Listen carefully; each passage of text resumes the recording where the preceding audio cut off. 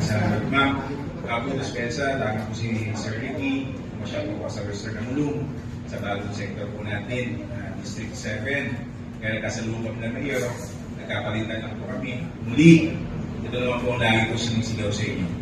Mula po nung nagtiwala kayo noong 2022 sa akin, lalong-lalo na po ang may hawak sa inyo, hindi naman po ligid sa kalaman nyo, si Ma'am Rachel na naoperahan ngayon. Binibiro po nga po siya.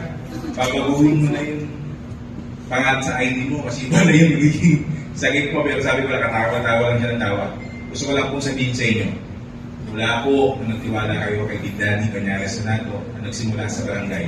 Alam po ng presidente ng sentro yan, si Mr. Bacan, na alagang-alaga ko po ang PWD dahil nakasawa ko po kay PWD. Kaya mula po, nung umupo ako, kayo po ang laging sandigan ng isang Big Daddy Cañares Senato dahil napakaswerte po natin.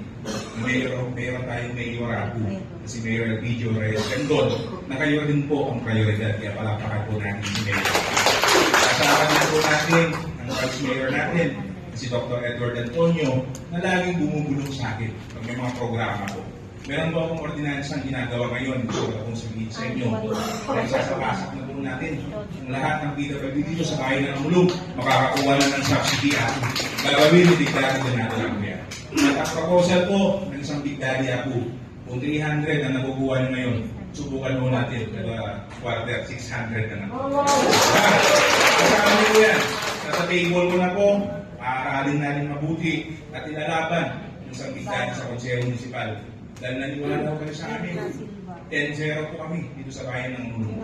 Kaya suportahan at asahan nyo po na gagawin ng isang Big Daddy na amin ang ordinansa natin ako. Muli, lagi niyo pong tandaan, kay Big Daddy ako, kayo ang barangay Frida. Mabuhay po tayo.